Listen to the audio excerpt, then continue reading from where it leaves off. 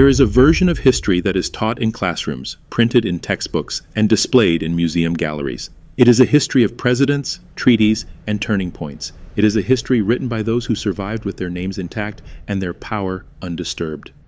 And then there is the other history, the one that was never meant to be written down, the one carried in whispers from mouth to ear, from mother to child, from the quarters of the enslaved to the darkness of sleeping fields. The history that lived and breathed and moved through the shadows of cities like Charleston, South Carolina, in the years before the Civil War tore the country open. This is one of those stories. And it begins, as so many stories of this kind begin, not with a speech, not with a declaration, and not with a moment of visible defiance. It begins with a man standing very still, a man watching, a man counting. His name was Solomon. And in the year 1837, in a city built on the labor of enslaved human beings, in a place where the price of a man's body was quoted in the same breath as the price of a barrel of rice, Solomon did something that history has struggled to categorize ever since, something too methodical to be called rage, too intimate to be called warfare, and too precise to be called anything other than what it was: justice. Or perhaps, depending on where you stand, something more unsettling than justice. Something that reaches across nearly 2 centuries and forces us to ask, what does a human being become when everything that should protect them has failed, when every legal and social structure has been weaponized against them, and when the only tool left in their possession is their own extraordinary mind? Solomon buried 9 men alive in the earth of Charleston with his own hands, one by one, over the course of weeks, and then he went back to work. Welcome to Shadow of Black History. I am your narrator, and tonight we go into the ground. To understand what Solomon did, you must first understand the world he was born into, not in the abstract, comfortable language of history textbooks, but in the specific, physical, daily reality of what it meant to be enslaved in Charleston, South Carolina, in the 1810s, 1820s, and 1830s. Charleston in the first half of the 19th century was one of the wealthiest cities in the United States. Its harbor moved cotton, rice, and indigo in staggering volumes. Its grand homes along East Bay and the Battery gleamed with imported marble and wrought iron. Its churches were magnificent. Its social season was elaborate. Its newspapers debated philosophy, economics, and the nature of civilization itself, all of it built on the bodies of enslaved people. Charleston was also the city through which the largest number of enslaved Africans entered the United States. Historians estimate that between 40 and 50% of all enslaved Africans brought to colonial and antebellum America passed through Sullivan's Island and the Charleston port. The city was, in the most literal architectural sense, built by black hands, watered by black sweat, and sustained by black suffering. This was not incidental to Charleston's prosperity. It was its foundation. The system of chattel slavery practiced in South Carolina in this era was among the most brutal in the American South. The rice economy in particular demanded a form of labor that killed. Enslaved workers stood in flooded fields from dawn to well past dusk, their feet submerged in water thick with disease, their bodies bent under the weight of tools and heat and hopelessness. The low country mosquito alone was responsible for the deaths of thousands. Malaria, dysentery, and exhaustion were not aberrations in this system. They were its expected outcomes. The social architecture that sustained this system was equally refined. South Carolina had developed what historians call a uniquely sophisticated apparatus of racial terror. The Negro Seaman Act, the slave patrol system, the architecture of public punishment, whipping posts placed deliberately in market squares so that the spectacle of pain could serve as education for anyone who witnessed it. Enslaved people in Charleston could not legally gather in groups of more than 7 without a white person present. They could not own property. They could not testify in court. They could not legally marry, meaning every family bond they formed existed only at the pleasure of the men who claimed to own them. Into this world, in the year 1813, a child was born. His mother was an enslaved woman whose name, like those of so many thousands of women in the antebellum South, was not preserved in the official record. She was listed, when listed at all, only as property. Her son, whom she called Solomon, was given a name that carries its own quiet weight. Solomon, the biblical king renowned not for his armies, not for his wealth, but for his wisdom. Whether she chose the name with intention, whether she looked at her newborn child in the wooden quarters of a Charleston plantation and saw already in him something that the world around her could not contain, we cannot know. What we know is what he became. Solomon grew up in a world designed to produce one of two outcomes. Either it would break him, crush the self beneath the accumulated weight of humiliation, violence, and purposeful dehumanization until nothing remained but compliance, or it would forge him into something the system had not anticipated and could not easily name. By every account preserved in the oral record and in the fragmented written documentation that survived, Solomon was, from his earliest years, unusually quiet, not the quiet of defeat, the quiet of someone listening. There is a difference, and those who have lived in dangerous environments recognize it immediately. The defeated man is quiet because he has stopped processing. Solomon's quiet was the quiet of a mind that never stopped. He watched overseers, not the way the other children watched, with the calculated avoidance of eye contact designed to prevent punishment, but with an observer's detailed attention. He memorized the way a man walked when he was drunk versus when he was sober, because the difference mattered. He noticed which overseer reached for his whip as a first response, and which one reached for it only after a verbal warning, because that difference was the space between preventable pain and unavoidable pain. He studied patterns. In a world where enslaved people were legally denied formal education, Solomon conducted his own. The curriculum was survival. The classroom was every room he was permitted to enter, every field he worked, every building he hauled goods through. He learned the layout of structures. He noted which windows latched from the inside and which could be manipulated from without. He cataloged the timing of meals, of inspections, of the rotation of guards. He mapped, in the architecture of his memory, the entire physical and social geography of the places that held him. His masters, observing his diligence and his silence, drew the conclusion that men of their station were trained to draw. They took his intelligence for servility, his observation for contentment, his compliance for the absence of inner life. It was the central and catastrophic error that would define the next 2 decades. By the time Solomon was 16, he had survived 3 overseers. Each had believed himself in total control of the man before him. Each had misread the nature of Solomon's stillness entirely, and each had moved on, transferred, replaced, or simply gone, leaving Solomon exactly where he had been, watching, counting, learning. There is a concept in military strategy known as information asymmetry, the advantage held by a force that knows more about its opponent than its opponent knows about it. Solomon, with no access to military academies, no formal strategy training, no library of tactical manuals, had arrived at this concept entirely on his own.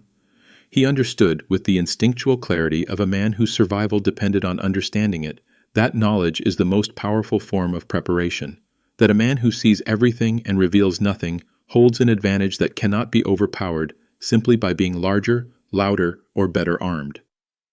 In the summer of 1835, when Solomon was 22 years old, something happened that completed the transformation that had been underway since childhood. Something that moved the purpose he had been quietly accumulating from a theoretical orientation toward survival into a specific, crystallized, irreversible intention. His mother was sold.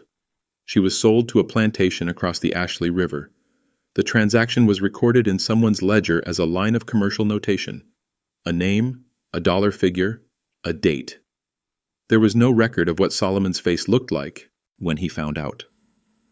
There was no account of whether he was permitted to say goodbye, whether he watched her being led away, whether the last thing he heard was her voice or her silence. The archive does not care about these things. The archive cares about property values and bill of sale receipts. But we can know this: the sale of a mother from her adult child in the antebellum South was not merely a separation. It was a deliberate act of destruction. The system of chattel slavery had refined the destruction of black family bonds into a policy. It was understood, at the administrative and ideological levels of slaveholding society, that the bonds between enslaved people, mother and child, husband and wife, sibling and sibling, were a form of power, and power in enslaved people was a problem to be managed. You managed it by severing it, by demonstrating repeatedly and publicly that no bond an enslaved person formed was permanent, that everything they loved existed only at the faciès pleasure of the man who claimed to own them. For Solomon, the sale of his mother was not simply a personal tragedy. It was the final, irrefutable lesson in a curriculum that had been teaching him the same thing for 22 years. The system would never protect him. The system was the threat. And no amount of perfect compliance, no degree of cultivated invisibility, No measure of demonstrated usefulness would change that fundamental reality. Something in him broke. But understand what breaking means in this context. It does not mean he fell apart. It does not mean he wept publicly or raged visibly or did anything that would give the men around him information they could use against him. What broke was the last remaining internal argument against action, the last thread of the possibility that patience and invisibility alone would be enough. What crystallized in its place was a purpose so specific, so cold, and so completely formed that it would take 2 years to execute it. But it would be executed. He would have justice, not the justice of courts that did not see him as a person, not the justice of laws written by men who profited from his suffering, the only justice available to a man in his position, the justice he would have to build himself with his own hands from the materials the world had forced him to master. In 1837, 9 new masters arrived in Charleston.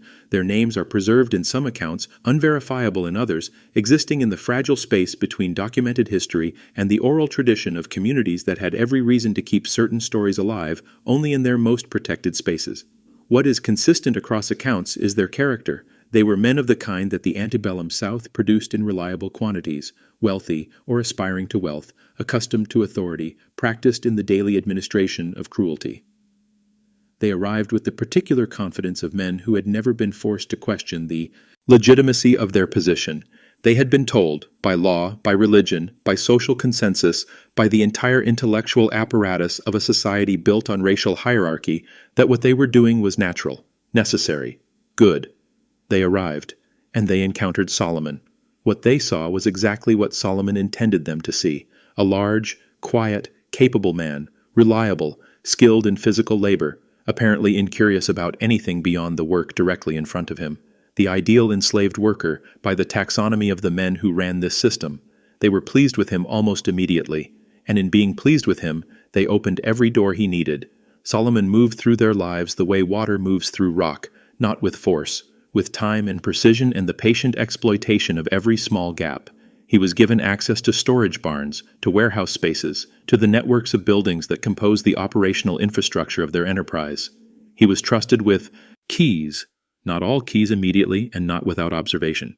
But gradually, as weeks became months and the men around him continued to see only what he showed them, the perimeter of his access expanded, and through all of it, Solomon was conducting a second and entirely invisible education. He was learning each man's schedule with the precision of a military planner. He knew which of the 9 was a light sleeper and which slept heavily after dinner.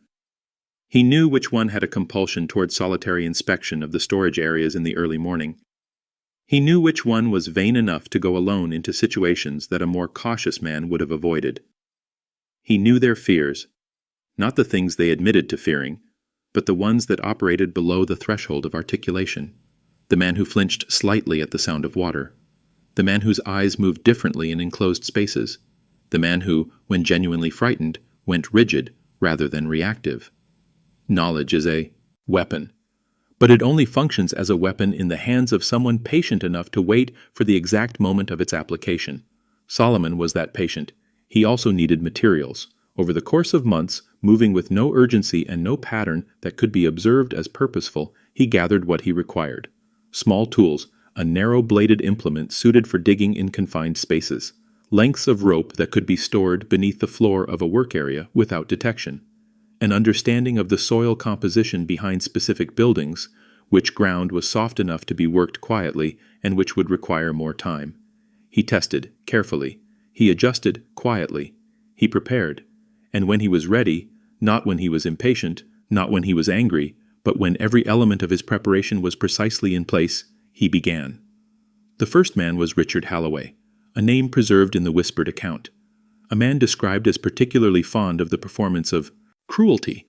The kind of man who did not simply use violence as a management tool, but drew something personal from it. Who, in the architecture of his daily interactions with the people he claimed to own, communicated a specific and deliberate message, that their suffering was not incidental to his comfort, but constitutive of it. Solomon summoned him to the storage barn, not with a confrontation, not with a demand, with the most ordinary thing in the world, a report of a problem that required the master's attention. This is worth dwelling on for a moment. Solomon was not simply brave enough to execute a plan that most men would never have the nerve to imagine. He was calm enough to do it without trembling, without excessive haste, without any of the behavioral signals that would have alerted a watchful man to danger. He was, in those moments, a performer of extraordinary discipline. He played the role of the concerned, obedient worker with such seamless conviction that Holloway walked through the door of the storage barn without hesitation. The door closed. The keys on Solomon's belt, Holloway's own keys, borrowed through the gradual expansion of trust, turned in the lock. What happened in that barn is the part of the story that most retellings rush past, perhaps because it is uncomfortable to sit with. Solomon did not kill Holloway quickly. He bound him. He placed him in the pit that had been prepared over previous nights, dug by hand in the earthen floor of the barn, covered and disguised until this moment. He covered him with soil, enough to immobilize, enough to silence, enough to make the earth itself the instrument of a justice that the courts of South Carolina had decided this man was owed by no one. And then Solomon walked out, relocked the door, returned to his labor. The absence of Holloway was noticed within hours. Searches were conducted. The barn was not among the first places investigated because Solomon had, in the weeks prior, established that the barn was used only for specific purposes at specific times. The search moved elsewhere. Days passed. The remaining 8 masters were unsettled, but they did not look at Solomon. Why would they? He was the model worker, reliable, present, helpful, a man who expressed concern, appropriately, about the disappearance of his master and who offered to assist in any way he could. The second master followed, then the third. Solomon took weeks between each, moving with a patience that defies the dramatic logic of most narratives about resistance. There was no rampage, no announcement, no visible break in the ordinary rhythm of his days. Each man disappeared into a version of the same trap, each variant customized to the specific vulnerabilities Solomon had spent months cataloging. The man with the fear of enclosed spaces was brought into darkness first. The man with the predictable early morning routine was met in the corridor he walked every day, at the hour when no one else was present. One by one, the earth accepted them. And one by one, the remaining masters grew more frightened, more paranoid, more erratic, and paradoxically, in their fear, more individually vulnerable. Fear does that to people. It makes them react rather than think. It makes them trust their panic rather than their reason. And in trusting their panic, they began to make precisely the kinds of individual errors that Solomon's plan had anticipated and required. 8 masters, then 9. By the time the last man was gone, Charleston had been asking questions for weeks. But the questions had no productive direction. There were no bodies in obvious places. There were no witnesses prepared to speak. There was only the whispered awareness spreading quietly through the city that something had happened that could not be explained by the available vocabulary of the white elite's understanding of the world they thought they controlled. In the days and weeks after the last master's disappearance, Solomon did something that is, in some ways, the most remarkable element of this entire story. He stayed. He did not flee north. He did not use the network of escape routes that men like him sometimes manage to access. He did not attempt to cross the Ashley River in the night and make for the interior. He stayed in Charleston. He continued his labor. He appeared in the same places at the same times, spoke to the same people, performed the same routines. He was so completely and consistently present that his presence itself became a kind of alibi, not because anyone was formally investigating him, but because the idea that a man who had just executed 9 people could be standing in the morning light, hauling water with visible calm, was, to most observers, conceptually unavailable. This is a form of psychological sophistication that demands recognition. Solomon understood that suspicion follows the pattern of what people believe is possible, and what the Buddhists' white elite of Charleston believed was possible about the interior life, the capacity for complex planning, and the emotional self-regulation of an enslaved man was profoundly and catastrophically limited. They had built an entire civilization on a lie about what black people were, and that lie now protected Solomon from the imagination of the men who wanted to find him. They could not see him as the architect because they had spent decades insisting that people like him were not architects. They were tools, instruments, property.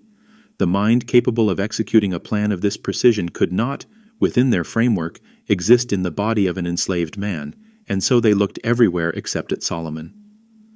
Among the enslaved community of Charleston, a different kind of knowledge was circulating, not a full accounting of what had happened, that would have been too dangerous to articulate directly, but an understanding, a shifted atmosphere, the quality of whispered conversations changed. Children noticed that adults talked differently about certain subjects. There was a new kind of silence in the quarters, not the defeated silence of the oppressed, but the charged silence of people who know something that they are carefully not saying. Solomon moved among them with the same steady presence he had always maintained. He offered neither confirmation nor denial. He did not seek recognition or gratitude. He understood something that most narratives of resistance either misunderstand or romanticize. The most dangerous moment for a person in his position was not before the act, but after it. When the deed is done and the legend begins to form, the temptation toward vanity is the first trap. And Solomon had not survived this long by falling into traps. He remained exactly what he had always appeared to be, a large, quiet, capable man, present in his labor, respectful in his deportment, observing everything. It is worth pausing here to consider something that is easy to miss in the action-forward narrative of Solomon's story. What he did, and what he continued to do in its aftermath, was not simply an act of personal vengeance. It was the deliberate construction and maintenance of an entirely new power ecosystem within the city of Charleston. Before Solomon's actions, the distribution of fear in Charleston was clear and one-directional. The enslaved feared the enslavers. The enslaved feared the overseers, the slave patrols, the courts, the churches, the newspapers, and the entire social machinery that had been designed specifically and deliberately to make them afraid. That fear was the primary operating mechanism of the entire system. It was more important than the chains. It was more important than the legal codes. It was more important even than the whip, because the whip was only useful if people believed that the threat behind it was total and inescapable. Fear was the architecture that held the physical structure of slavery in place. Solomon's actions fractured that architecture. 9 men had vanished without a trace, without a struggle anyone could point to, without any visible sign of resistance or rebellion.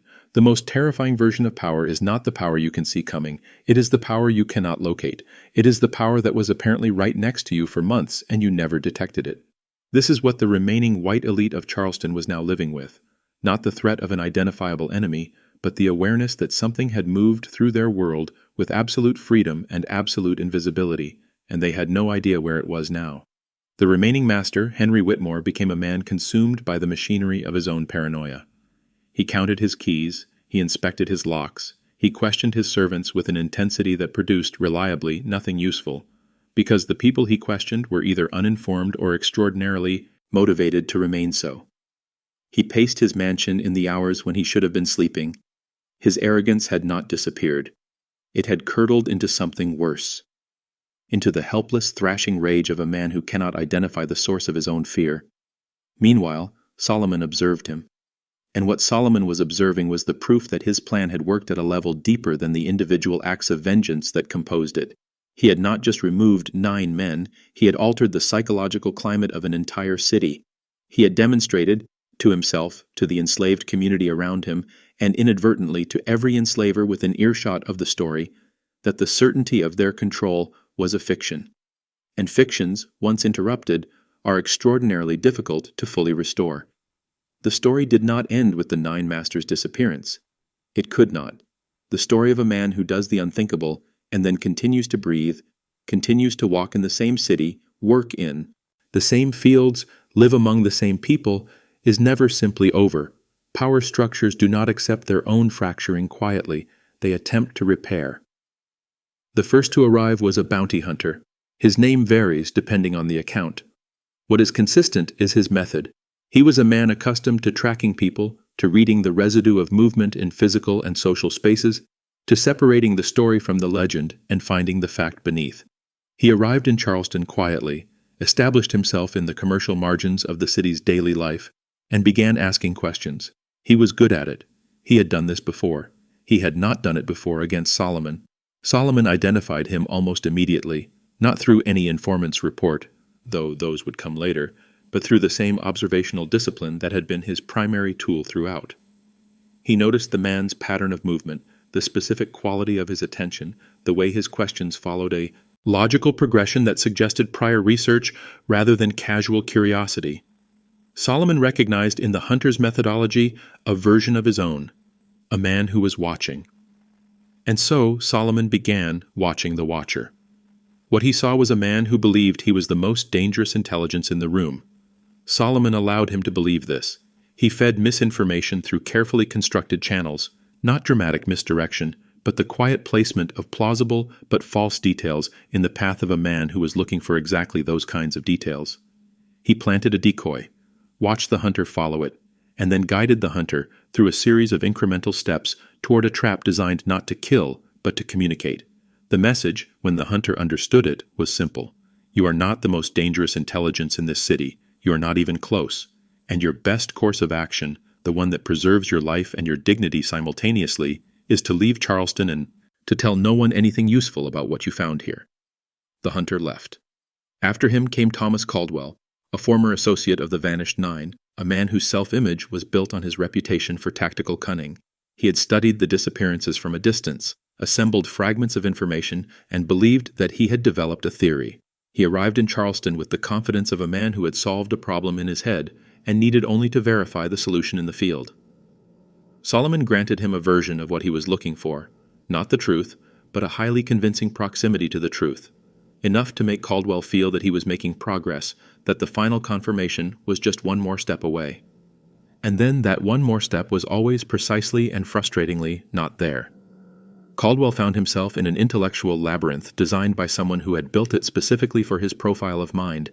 Every path he thought was the right one turned at exactly the moment he expected it to continue straight. Every informant he trusted told him things that were detailed enough to be credible and wrong in exactly the ways that would send him in the wrong direction. He left Charleston humiliated, with a warning ringing in the space between his shoulder blades. The kind of warning you feel physically, even when no one has spoken a word. Stories have a physics of their own. Once set in motion, they do not simply travel. They accelerate, they gain mass, they change shape with each telling, each retelling, each addition of awe or fear or disbelief. The story of Solomon moved through the low country of South Carolina with exactly this kind of momentum. Along the rivers and coastal trade routes, through the enslaved networks of the Sea Islands and the plantations of the interior, something was traveling. Not a complete or accurate account. That would have been too dangerous, too liable to provoke the kind of investigation that could get people killed. What traveled was the shape of the thing, the outline, the part that mattered most. One man, 9 masters, no one caught, still walking free. For the enslaved communities who received this story, the significance cannot be overstated. These were people who lived within a system that had been designed to convince them of its own inescapability. The story of Solomon was a direct counter-argument to the central ideological claim of that system. It said, the control is not total, the power is not absolute. Patience and intelligence in the right combination can move through this world in ways the system cannot follow. This is why the legend was preserved. Not simply because the story was dramatic. The history of the antebellum South is full of dramatic stories that were lost forever. But because the story was useful. It was a survival tool. It taught specific things, the value of observation, the power of invisibility, the importance of preparing before acting, the extraordinary leverage available to someone who understands their opponent's psychology better than their opponent understands it. Solomon himself was aware of this.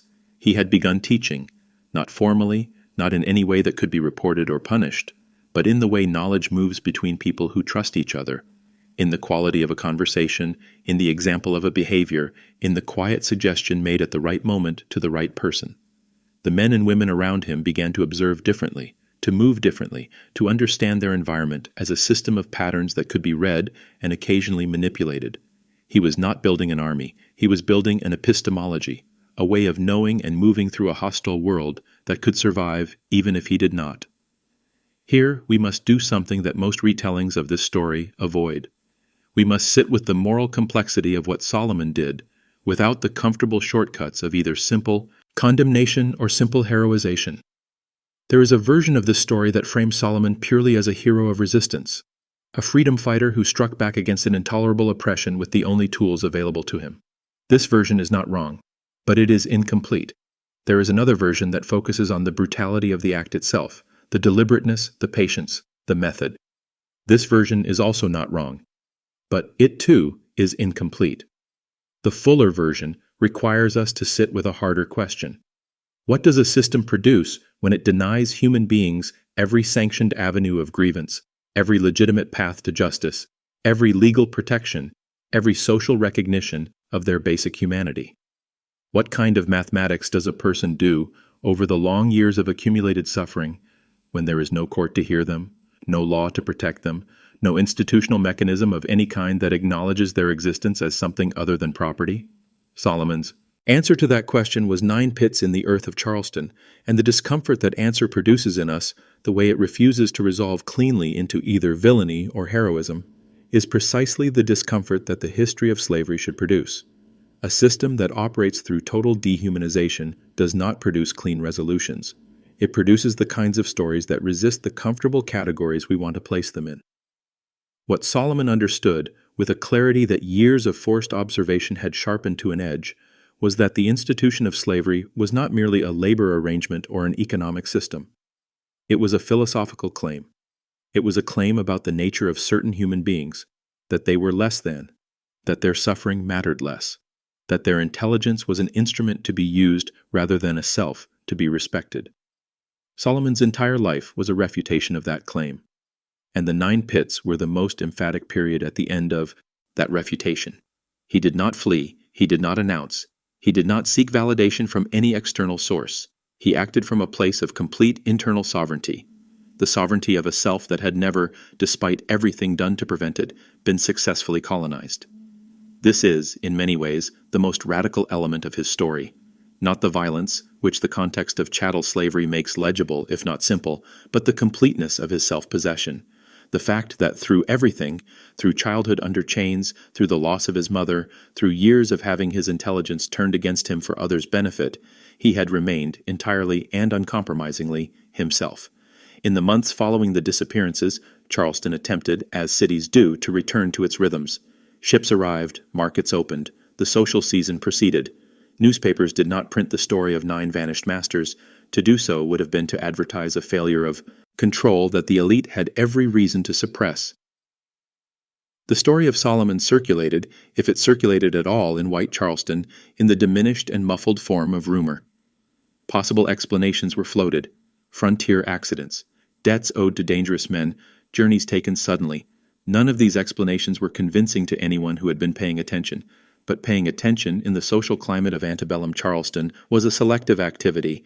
You paid attention to the things your class and culture told you were worth attending to, and the possibility that a single enslaved man had executed a plan of this precision, had moved through the city's infrastructure for months, had disappeared 9 men into the earth, and had then simply continued walking among them, was not, within the cognitive framework of Charleston's elite, a category of possibility they were prepared to inhabit.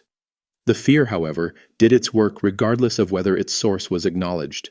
Overseers became more cautious. Masters conducted their daily movements with a new quality of attention. The slave patrols were expanded. The informal social rituals of white Charleston, the confidence of movement through the city, the ease of solitary inspection, the casual assumption that the spaces around them were safe and controlled, shifted. Not dramatically, not in ways that were publicly discussed or officially documented, but in ways that anyone observing carefully would have noticed. Solomon noticed. He continued his labor. He continued his observation. He continued the quiet pedagogy he had developed among the people around him, teaching by example what could not be taught by declaration. And he waited, not for another opportunity, but for the equilibrium that would mark the true completion of what he had done. That equilibrium, when it came, was not the absence of fear. It was a different distribution of it. For the first time in the long history of Charleston's plantation economy, the fear was not flowing in only one direction. It had reversed itself, at least partially, and in that reversal something extraordinary had been established. The enslaved community of Charleston, and of the wider low country through which Solomon's story traveled, had been shown something they were not supposed to see. They had been shown the gap in the armor, the crack in the wall, the place where the absolute power of the slaveholding system was not, in fact, absolute. What they did with that knowledge, how it shaped the decades of quiet and not-so-quiet resistance that followed, is a history too large and too intricate to trace in a single documentary. But that history begins, in part, in the earth of a Charleston storage barn, in the careful, patient, extraordinary mind of a man named Solomon. We began this story with the sound of earth being disturbed. It is appropriate that we end there too. The ground of the American South holds more than most people are prepared to think about on an ordinary day. It holds the bones of the people who built this country without compensation, without recognition, without the most basic acknowledgement of their humanity.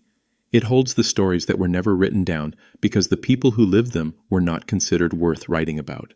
It holds the knowledge, the intelligence, the patience, and the fury of generations of human beings who were told every day of their lives that they were less. Solomon understood that the ground holds things. He used that understanding in a way that was specific and terrible, and in the context of his world, entirely comprehensible. He returned to the earth what the earth had been denied, the weight of those who had refused to recognize the humanity of others.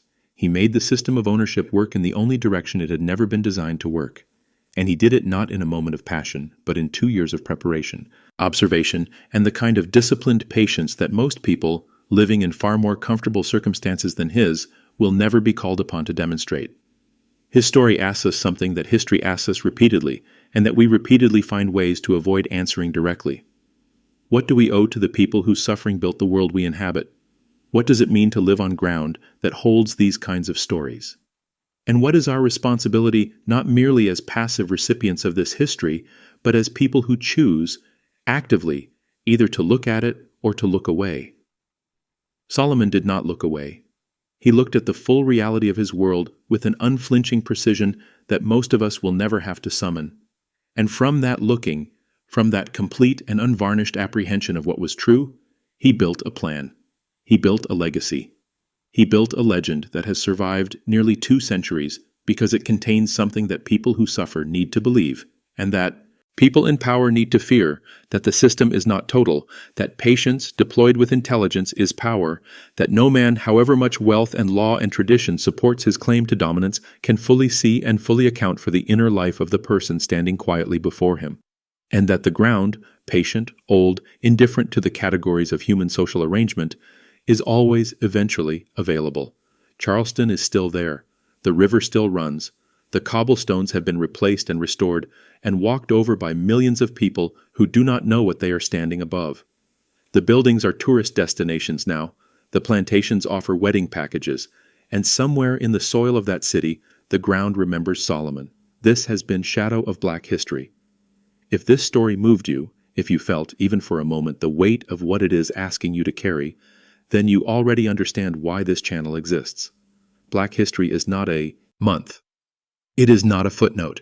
It is the foundation of the world you live in, buried under 100 convenient narratives, waiting for someone patient enough to dig.